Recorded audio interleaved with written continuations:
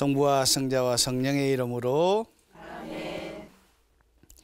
사랑이신 주님, 저희도 사랑을 살고 싶습니다. 저희들이 당신의 사랑을 품게 해주십시오. 사랑하는 대상을 구별하고 사랑할 이유를 찾는 모자람을 버리게 해주십시오. 더 사랑하고 끝까지 사랑할 힘을 청하는 저희를 어여삐 여기시기를 원하오며 우리 주님 예수 그리스도를 통하여 비나이다. 아멘. 성부와 성자와 성령의 이름으로 아멘. 반갑습니다. 반갑습니다. 또 한 주 동안 잘 지내셨습니까? 네. 네. 오늘 강의는 아브라함처럼 사랑합시다입니다. 세계 3대 유일 신교인 기독교, 그러니까 그리스도교, 유다교, 이슬람은 공통점이 있는데 뭐 두 가지를 뽑을 수 있겠습니다. 뭐가 공통점이지요? 금방 이야기했으니까 믿음의 조상을 아브라함을 믿음의 조상으로 하고 있다. 그리고 다 하느님을 믿는다는 것을 공통점으로 들 수 있습니다. 아브라함의 그의 후손들은 하늘의 별처럼 바다의 모래같이 많아졌습니다. 사실 하느님께서 아브라함한테 그 약속했을 때는 아브라함은 보지 못했어요. 그러니까 아브라함 입장에서는 하나님 뻥치시네 이렇게 생각해도 될 정도로 실제적으로 본 건 없잖아요.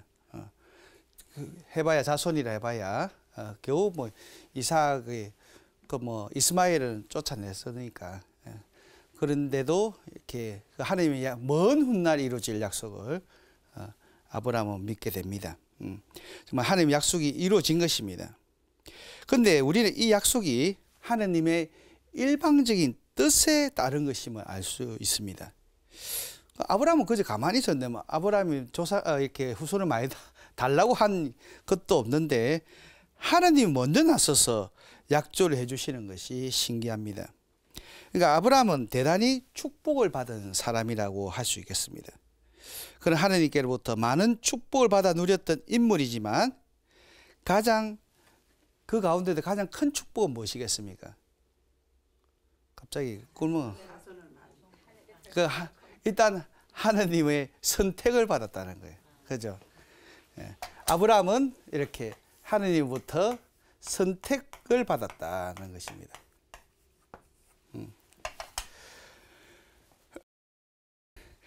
선택은 특별한 것입니다. 많은 것 가운데 고르고 가려낸 것이니까요.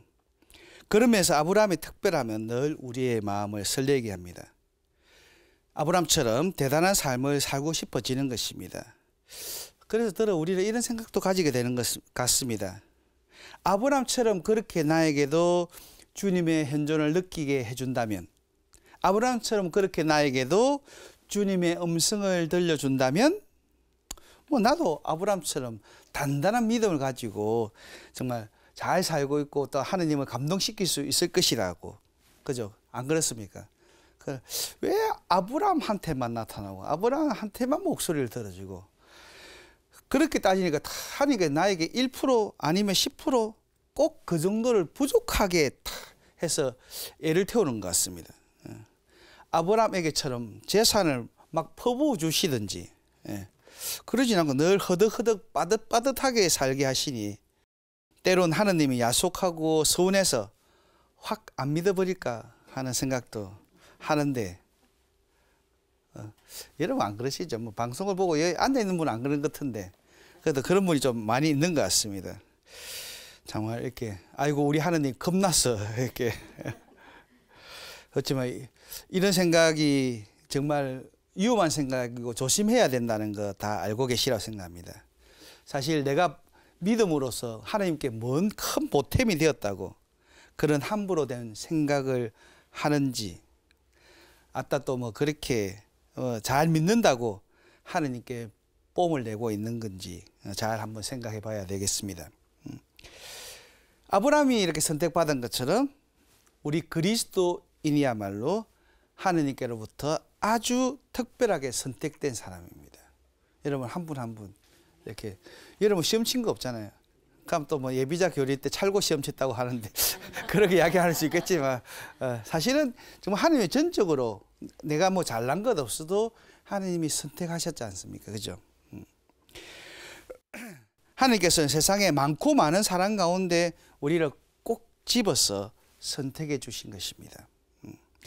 사실 하나님의 축복의 측면에서 따지면 우리 그리스도인에게 주신 축복이 아브라함 축복보다 훨씬 능가합니다.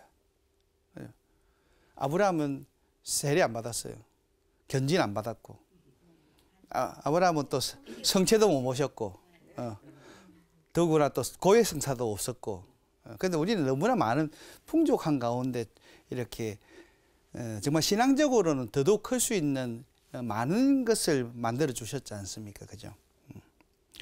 이 사실은 베드로 사도가 분명하게 말해주고 있습니다.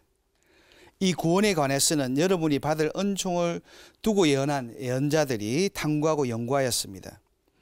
그들 안에서 작용하는 그리스도의 영께서 그리스도께 닥칠 고난과 그 뒤에 올 영광을 미리 정언하실 때에 가르쳐 주신 구원의 시간과 방법을 두고 연구하였던 것입니다.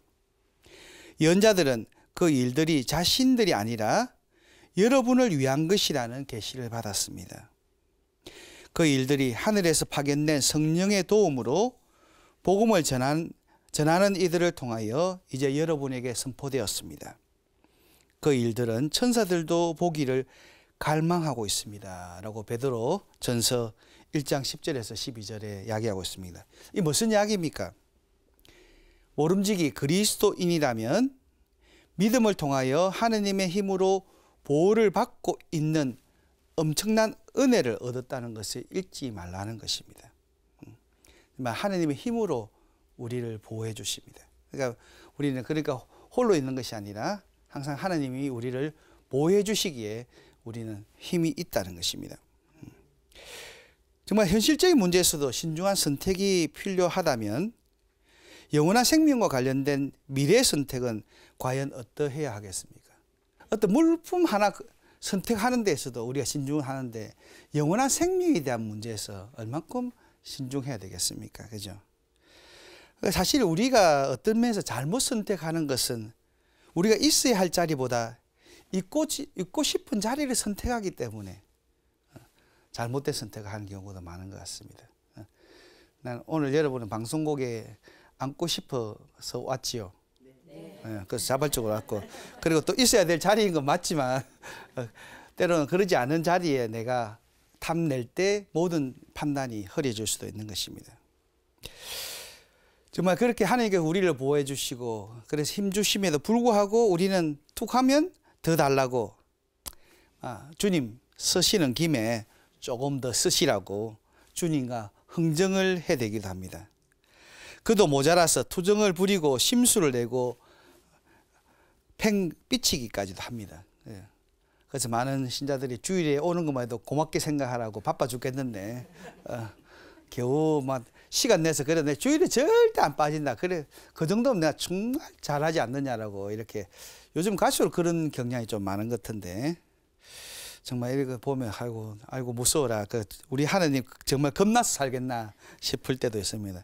또 뭐 사건만 생기면 모두 하나님 탓 아닙니까? 그러니까 사실 많은 사건들이 하나님의 탓이 아니라 우리 인간으로 인해서 일어나는 경우가 너무 많지 않습니까? 그죠?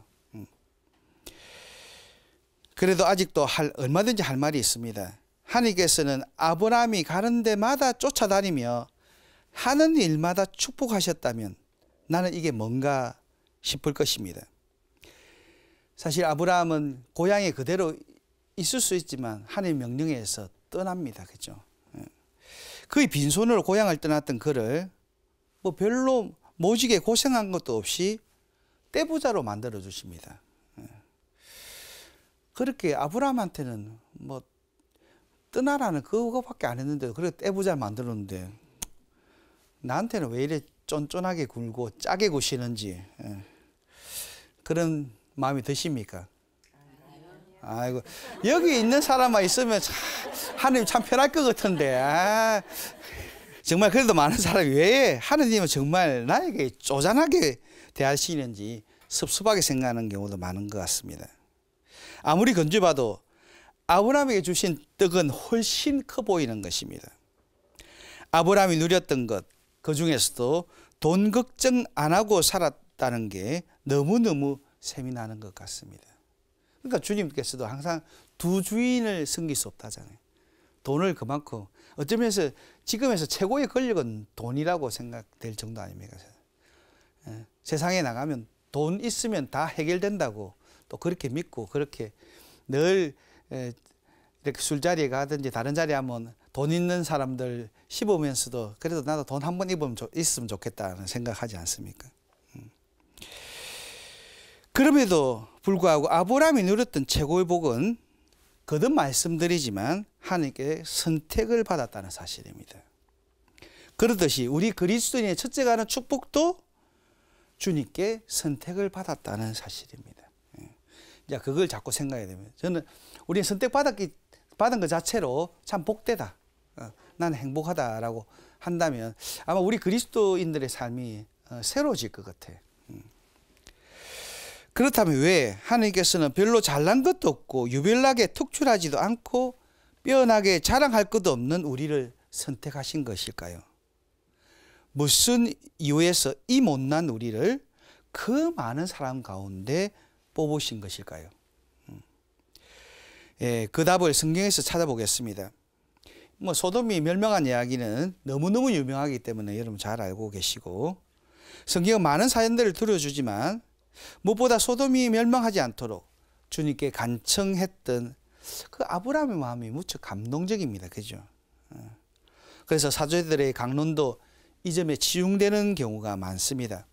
제약이 빠진 소돔이지만 그곳에서 엉망진창으로 살아가는 한심한 인간들이지만 단 10명의 의인이 있었다면 그들의 어려움을 보시고 소돔의 모든 사람에게 자비를 베풀어 달라고 간구하는 아브라함의 마음이 더없이 감동적이기 때문입니다. 그런데 요즘은 제가 생각해 볼 때 한 명이라고 이야기했으면 하나님 들어주셨을 건데 아브라함은 그 정도 용기까지는 없었던 것 같아요. 또 성사학자는 그래도 공동체를 구성하기에는 적어도 10명은 돼야 된다. 그래서 10명의 숫자가 아닌가 하는 이야기도 하지만 그래도 저는 막 한 명이나 쪼르면 한 명의 의인이라고 했으면 아마 하나님께 소돔에 멸망하지 않았을지 않을까 생각합니다. 다음에 그런 게 있으면 저는 꼭 한 명이라도 이렇게 졸라보고 싶습니다. 정말 저 역시도 독서 말씀으로 이 부분이 낭독되면 의뢰 아브라함의 너그러움을 강조하기도 했고 아브라함처럼 죄인을 위해서 중개 기도를 바치는 우리가 되자고 간곡하게 당부한 적이 있습니다. 그런데 어느 날이었습니다. 그 부분에서 성경이 기록하고 있는 주님의 고백이 제 마음을 후리쳤습니다. 18장 19절을 보면 내가 그를 선택한 것은 이렇게 딱 나옵니다.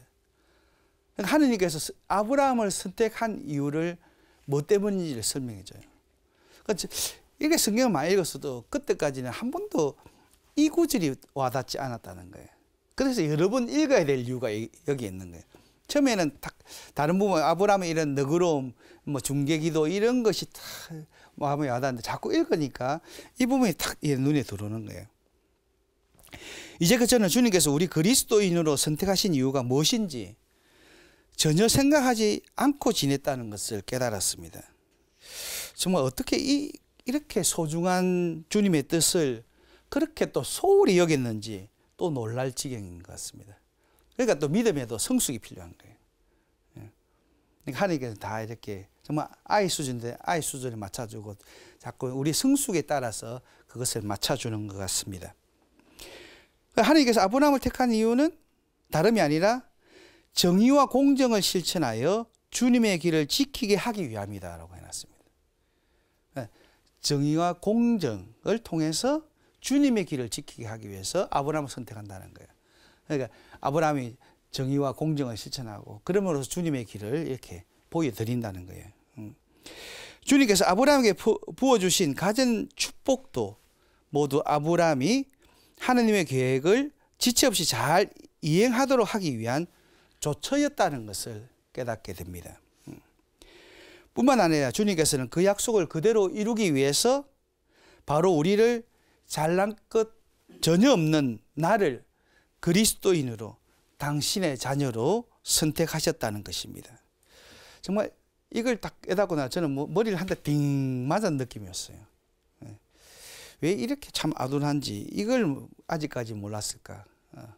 사제생활 헛것했나 하는 생각도 들 정도였습니다. 정말 이렇게 똑부러지게 하나님께서는 당신의 사람을 선택하신 이유를 밝히고 계셨는데 그건 생각도 안 하고 어떻게 그렇게 무심히 넘기곤 했는지, 그렇게 흘려버릴 수 있는지 스스로 놀라웠습니다.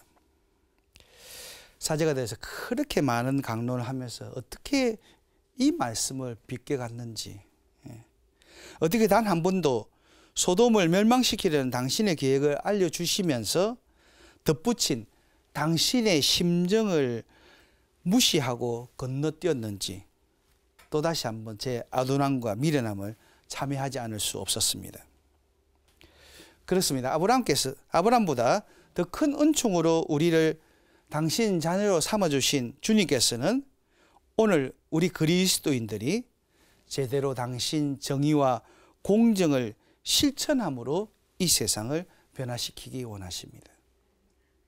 이 세상을 변화시키는 도구로서 우리를 사용한다는 거예요.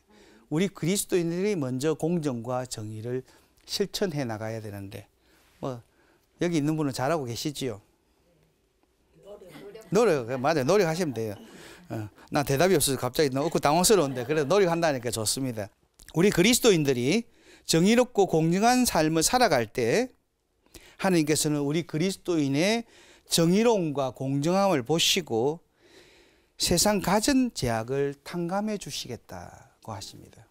그러니까 제가 갈수록 만연해지고 이런 것은 사실 누구의 탓도 아니라 우리 그리스도인들이 잘못 사는 것이라는 거예요. 그죠? 늘 내 탓이요, 내 탓이요 하면 정말 내 큰 탓이라고 소이다 해야 되는데 성당문만 나가면 다 네 큰 탓이라고 소이다 하고 있으니까 다른 사람 탓이잖아요. 정치인 탓이고 사회 구조 탓이고 이런 정말 우리 그리스도인이 똑바로 살면 정말 세상 달라질 것 같습니다. 그죠? 나아가 온 세상 모든 사람을 용서해 주실 것을 약속하셨습니다. 정말 의인 10명에 의해서 소돔이 용서받는 것처럼 사실 우리 10명이 잘 산다면 세상이 구원된다는 거예요. 남을 탓하는 것보다 내가 더 잘 살자, 더 열심히 살자 그런 마음들이 필요할 것 같습니다. 정말 뉴스를 보면서 쩌쩌쩌 하는 것보다 정말 내가 더 열심히 잘 살아야 되겠다는 것을 생각하면 좋겠습니다. 이 온전하고 완벽한 용서를 위해서 주님께서는 이 세상에 오셨습니다. 그리고 그 완벽한 용서를 마침내 이루셨습니다. 그런데 이제 이렇게 명확하게 주님의 뜻을 알아낸 우리들은 과연 무엇을 어떻게 해야 할까요? 정말 정의와 공정을 어떻게 실천하는가가 또 중요한 거 아닙니까? 그러니까 정의를 실천하고 공정을 살자는 것에 대해서는 잘 알겠지만 그게 또 어떻게 구체적으로 내가 내 자리에서 내 위치에서 할 수 있는지가 또 중요한 몫인 것 같습니다. 거창하게 세상에 나가서 내 정의를 드러내고 내 공정함을 증거하며 외쳐야 할까요? 나는 이렇게 정의롭고 공정하게 살고 있다고 자신만만해 해야 할까요? 이렇게 못하죠. 사실 그럴 만한 위치도 안 되고. 그래서 문제는 여기서 발생되는데 자신의 모자람을 충분히 인식하면서 주님의 명령에서 뒷걸음치는 것입니다. 자신의 처지를 100번 인식하는 겸손한 마음을 갖는 것까지는 좋은데 그 뒤가 문제인 것 같습니다. 그래서 주님께 말씀드립니다. 아이고 할 만한 사람에게 요구하십시오. 주님께서 제가 잘나지 못한다는 거 잘 알고 있지 않습니까? 제가 뭔데 나서서 세상을 변화시킬 수 있겠습니까? 라고 핑계를 대는 것입니다. 주님의 일을 나서서 하는 것은 적어도 주교님 정도는 돼야 할 수 있는 사명이지 주님께 삶을 봉헌하는 수도자나 사제들이 감당할 몫이라고 생각하는 것입니다. 그래서 주님의 사명을 이행할 생각을 갖지 않는 것입니다. 주님의 명령을 실천하지 않는 것이 마치 겸손인 척 또 위장하고 치장한 모습일 뿐입니다. 그죠? 우리 신자들은 참 많이 겸손한 것 같아요. 겸손 안 해도 되는데. 어떤 면에서 겸손하다는 것은 정말 최선을 다해놨고도 정말 남이 날 칭찬했을 때 정말 아닙니다. 저는 다만 해야 될 도리를 했을 뿐입니다 하는 거지. 아이고 저는 못합니다. 이것을 이렇게 겸손한 걸로 자꾸만 착각하는 것 같아요. 도리어 어떤 면에서 주님이 시키고 해야 될 일이 있어서 예 하겠습니다. 이게 더 겸손이거든. 저는 정말 이렇게 아무런 자격이 없지만 능력도 없지만 시키니까 할게요. 그것이 겸손한 마음 아닌가요? 대답이 없는 거 아닌갑네요. 물론 그렇게 살아가는 게 주님께서 말씀하신 낮은 자의 삶을 살아가는 것처럼 욕심이 없어서 비워낸 마음가짐인 양 오해하는 어린 신앙 탓이기도 하겠지요. 그래서 야단입니다. 이야말로 너무너무 하나님의 속을 몰라주는 일이고 정말 주님의 뜻을 외면하는 소치이기 때문입니다. 하나님께서는 정말로 사람을 차별하실까요? 우리 같은 소시민은 당신의 일을 수행하는 데서 육부족이니 해당 사항이 없다고 면제시켜 주실까요?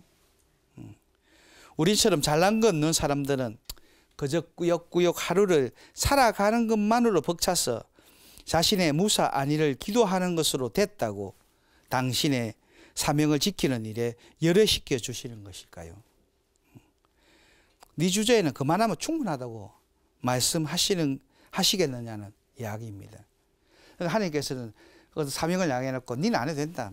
이렇게 복음의 이야기하고 성경의 이야기하는 모든 사명들은 우리 모두에게 다 해당되는 사항이에요. 사명이고 맞지요? 그런데도 내보고 시키면 이렇게 제가 할 수 있나요?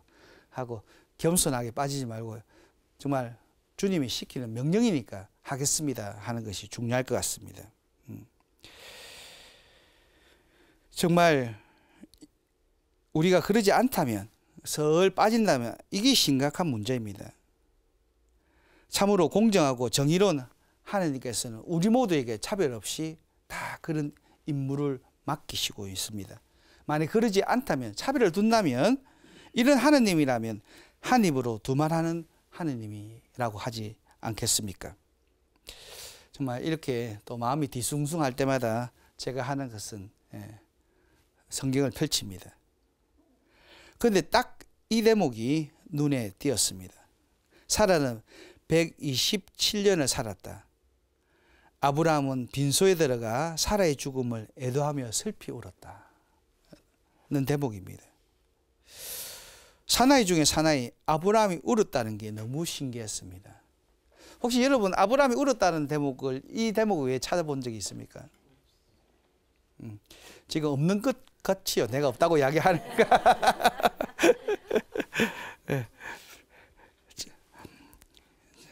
정말 그때 제 마음은 꼭 남의 초상집을 지나면서 같이 애도하지 못하고 기웃기웃 호기심만 보이는 그런 사람이었을 것도 같은데 아무튼 아브라함의 눈물이 저를 끌어당겼습니다.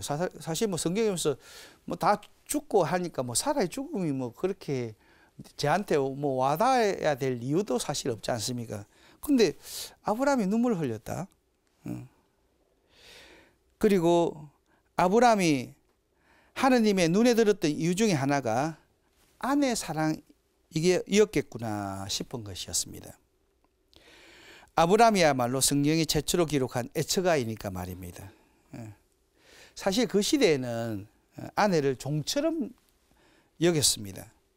아브라함은 홀로 굳건히 아내를 평생 동반자로 여기고 위해 주었으니 정말 애처가다운 모습을 보였겠구나 하는 생각이 들었습니다. 아까도 말씀드렸지만 성경에서 아브라함이 눈물을 흘렸다는 이야기를 찾을 수 없습니다. 아브라함은 고향을 떠날 때도 울지 않았습니다. 아버지와의 헤어짐이 슬프지 않겠습니까? 그렇죠? 부모와 헤어짐. 기근을 당하고 먹고 살 일이 막막할 때도 울지 않았습니다. 애지중지 돌보던 조카 롯과 헤어질 때도 눈물을 보이지 않았고 하가르와 이스마엘을 빵과 물 한 가죽 부대를 주어서 내보낼 때도 울지 않았습니다. 정말 이 장면에서 쉽지 않았을 것 같은데, 그죠? 아무리 첩이라 하더라도 또 자기 아들인데도 또 주님이 그도 사라의 요구에 의해서 어쩔 수 없이 내보낼 때 울지 않습니다. 그래요. 하물며 100세에 얻은 귀하고 귀한 아들 이삭을 제물로 바칠 때도 아브라함이 눈물을 보였다는 이야기가 없습니다. 한마디로 고난을 당하더라도 눈물을 보이지 않는 상남자였다는데, 이 상남자라는 표현을 쓰대. 왜 상남자가 상을 당한 남자도 아니고 상남자라고 해서 저는 이거 물어보니까 우리 직원한테 상남자라고 표현을 한다고 그러더라고요. 남자 중에 남자가. 그런 아브라함이 127세가 된 아내 사라가 죽었을 때 울었다는 것입니다. 노인 아브라함이 드디어 눈물을 보였던 것입니다. 저는 이 구절을 보면서 아브라함은 우리 믿음의 조상뿐만 아니라 아내 사랑의 선조라는 생각이 들었습니다. 하나님께서는 예나 지금이나 남편과 아내가 평생의 유일한 동반자임을 밝히십니다. 서로 존중하며 모든 기쁨과 아픔까지도 함께 나누는 존재가 되기를 바라십니다. 그래서 남녀의 혼인을 손수 축복하십니다. 남편이 아내를 제 몸처럼 사랑하라 하시고 아내를 귀하게 여기는 것이 남편의 본분이라고 이러십니다. 근데 뭐 남편은 흔히 이야기해서 남의 편이 남편이라고 이야기하던데 그 전까지는 자기 편이었다가 꼭 결혼하면 남의 편이 된다대. 그거 왜 그런지 모르겠어요. 한마디로 아브라함은 구구절절 이루어주지 않은 하나님의 속내까지도 파악해서 실천했던 사람입니다. 그러니까 참 하나님이 마음이 들어 했었던 것 같아요.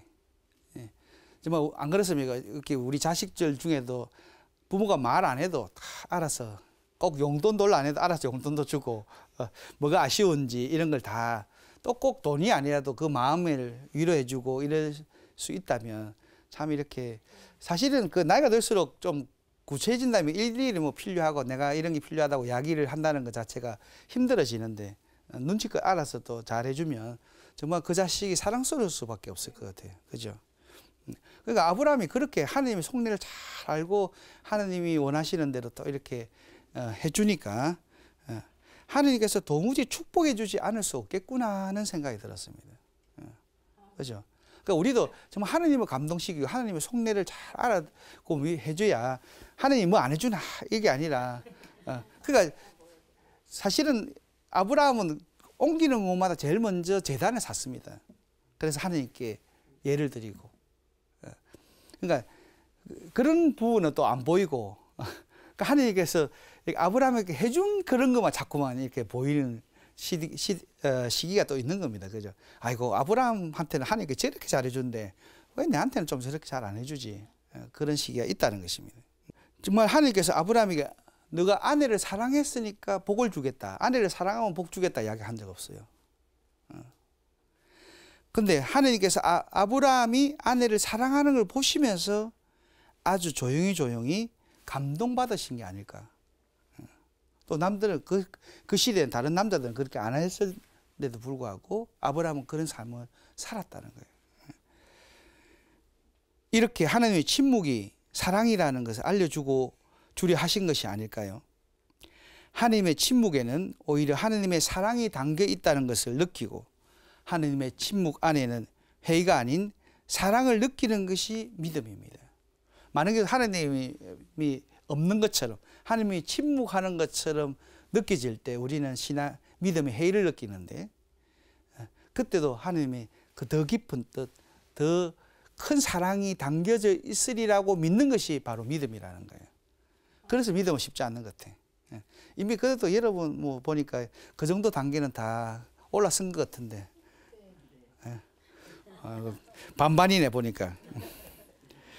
정말 이렇게 아브라함은 아내를 사랑했습니다. 또 한 가지 아브라함의 따뜻하고 세밀한 성정을 볼 수 있는데 바로 이웃 사랑입니다. 자신의 종들에게조차도 인격적인 대우를 해주었다는 점입니다.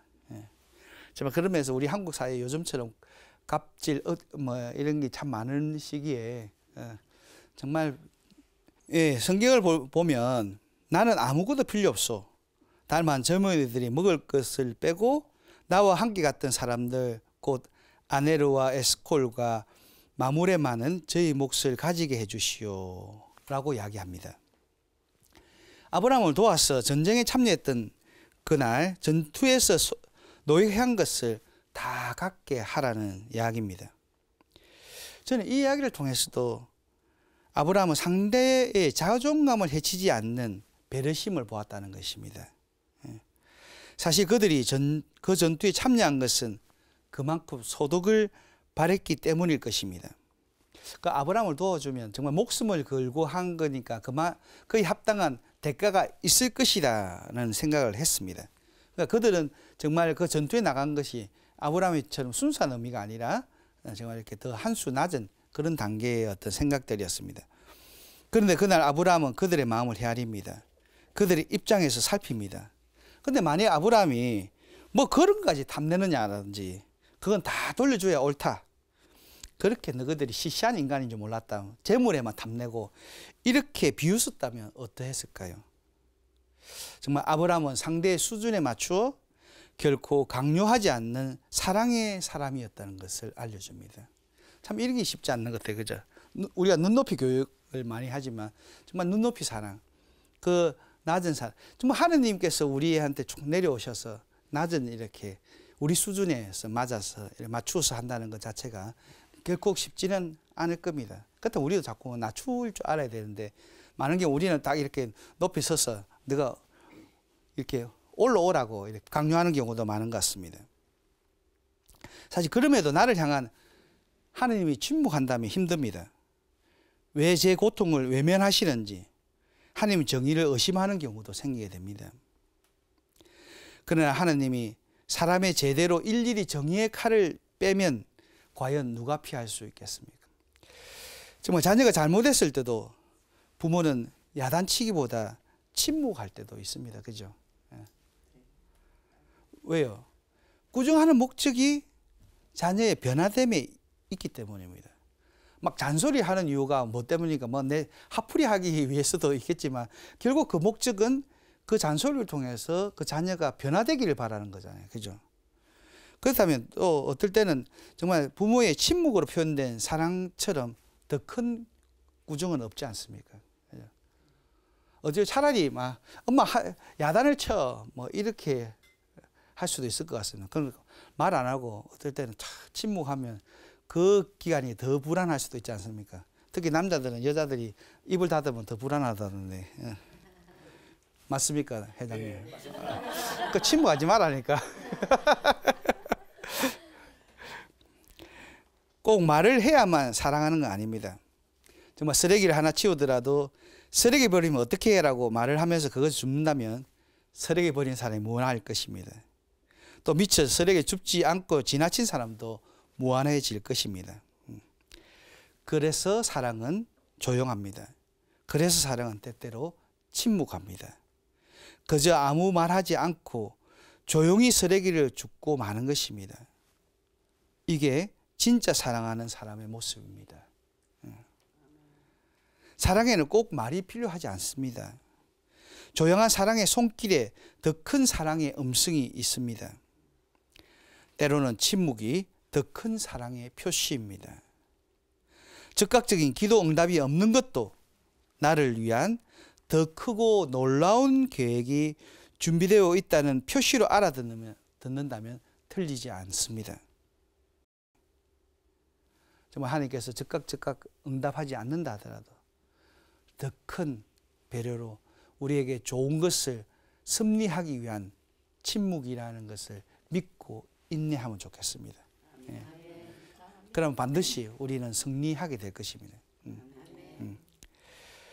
아우스틴 성인은 그런 말 하죠. 사랑하십시오. 그리고 그대가 원하는 것을 행하십시오. 침묵하려거든 사랑으로 침묵하십시오. 말을 하려거든 사랑으로 말하십시오. 바로 잡아 주려거든 사랑으로 바로잡아 주십시오. 용서하려거든 사랑으로 용서하십시오. 그대 마음 깊은 곳에 사랑의 뿌리가 내리게 하십시오. 이 뿌리에서는 좋은 것 말고는 그 무엇도 나올 수 없습니다. 여러분 마음 안에 깊이 사랑의 뿌리 박혀 있어야 된다는 거예요. 그러니까 사실 토마스 아퀴나스 성인도 예수님께서 인간이 되어 오신 이유는 딱 한 가지다. 우리에게 사랑 심어주기 위해서다라고 했어요. 그러니까 우리 안에는 사랑으로 가득해야 되고 뭘 하든지 이렇게 사랑의 행위로 드러나야 된다. 자식을 야단치더라도 그 사랑이어야 되지 내 이렇게 어떤 화풀이라든지 다른 데서 밥 먹고 와서 화풀이하는 뭐 우리 또 인간이기 때문에 그럴 수도 있지 않습니까? 그렇다면 또 사실은 잘못을 고백할 줄 아는 아이다 할지라도 고백할 줄 알고 그러니까 이게 참 많은 경우 자존심 때문에 잘 못하는 것 같은데 다가서 잘못했다라고 이야기하는 거 그죠? 그렇지만 뭐 우리는 그런 면에서도 자존심을 버리는 것도 때로는 사랑일 때가 있을 것 같습니다. 상대를 존중해주기 위한 행위이기 때문에 모든 것 정말 아우스팅 이야기하는 것처럼 뭐 사랑하고 그러고 네 마음대로 하라는 거예요. 일단 사랑의 마음이 제일 사랑하는 것이 제일 우선된다는 것을 다시 한번 생각을 하면 좋겠습니다.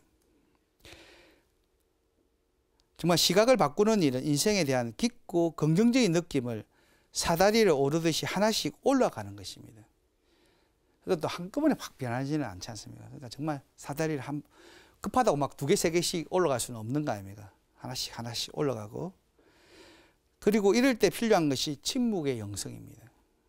참된 침묵 속에서 사람은 내적인 법칙과 연결되고 모든 힘은 정숙한 상대를 맞이합니다. 그래서 정말 어떤 면에서 침묵하는 것, 이렇게 좀 머무는 것, 내가 되게 이렇게 뭐 판단하고 이렇게 할 때 힘들 때, 그럴 때일수록 좀 거리를 두고 멈췄음이 필요할 것 같습니다. 그런 의미에서 가능하다면 여러분 공간이 허락된다면 그 기도방이나 이런 방이 있어서 그 안에 가서 그냥 머무는 그런 시간들이 참 필요할 것 같습니다. 그러니까 주님과 1대1로 머문다면 분명히 지혜이신 주님으로부터 또 은총이 주어지리라 생각합니다. 정말 그런 의미에서 주님께서는 조용히 아주 조용히 당신 아들을 아기로 노동자의 아들로 아주 작은 마을에서 살게 하신 것이라 짐작해 봅니다. 우리가 놀라지 않게 살살 세상이 뒤집혀지지 않게 조심조심 이렇게 주님은 세상이 주목하지 않는 특별하지도 대단하지도 않는 일을 하면서도 얼마든지 세상에 아무 영향력을 발휘할 수 없는 작은 존재일지라도 얼마든지 주님의 정의와 공정을 살아낼 수 있다는 것을 알려주시는 것이라 믿어집니다. 우리가 비록 나약하고 보잘것없는 존재라도 우리 자리에서 정말 사랑으로 최선을 다한다면 아브라함이 아내를 사랑한 것처럼 또 이웃 종들을 이렇게 사랑한 것처럼 그런 배려를 가진다면 바로 그게 정의와 공정을 실천하는 것입니다. 지금 우리가 몸담은 가정, 지금 우리가 하고 있는 일, 우리를 알고 있는 모든 사람이 정의를 실천하고 공정을 행해야 할 대상이라는 것을 이렇게 일깨워 주신 것이라 싶습니다. 사실 많은 경우 우리가 막 힘든 것이 가장 가까이 있는 사람들한테 힘듭니다. 그죠?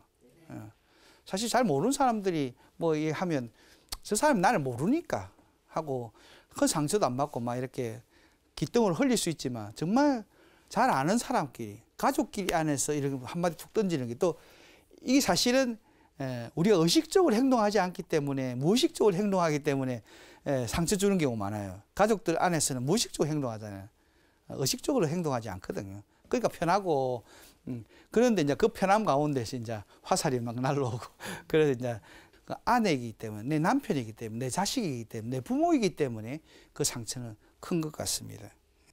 정말 부딪히고 상처를 주고받으면서 괴로움을 겪습니다. 가정의 어려움이나 가족 간의 상처 때문에 고통받는 경우는 아주 흔한 일상일 경우가 많습니다. 그 상처 또한 얼마나 다양하고 허다한지 일일이 꼽기가 어려울 것 같습니다. 아마 여러분 한 명씩 나와가지고 이야기하면 아마 이 강의를 다 채우고도 충분히 남을 것 같은데, 그죠? 다들 그 책 한 권 써도 충분하다. 정말 그런 다 역사를 다 이렇게 지니고 살아가는 것 같아요.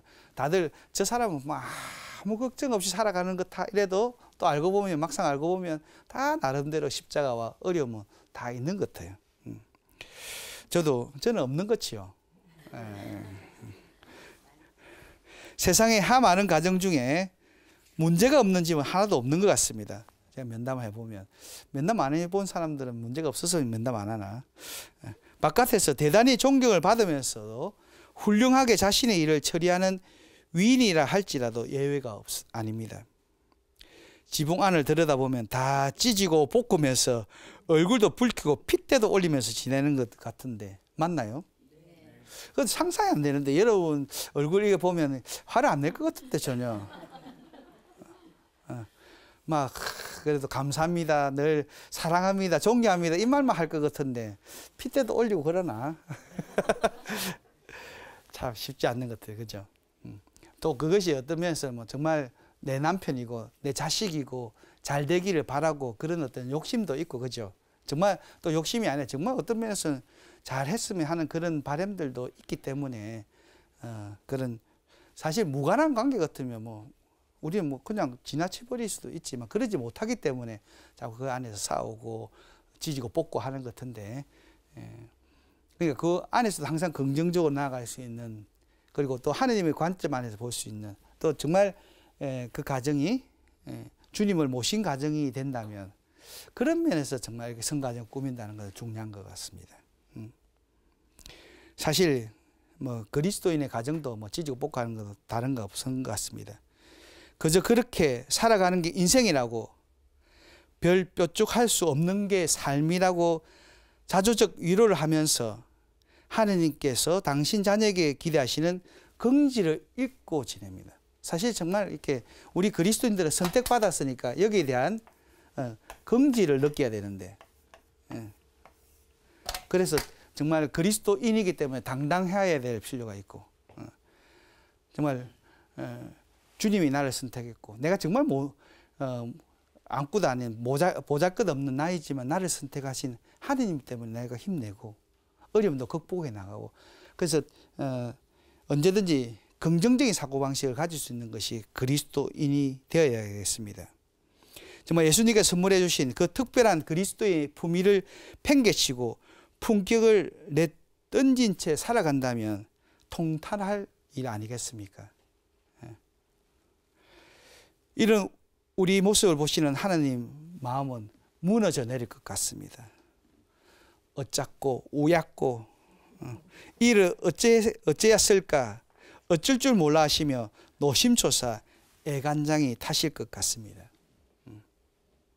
그래도 뭐 여기 있는 분 표정 보니까 안 그런 것 같은데 여러분의 하나님의 애간장 안 태우시지요?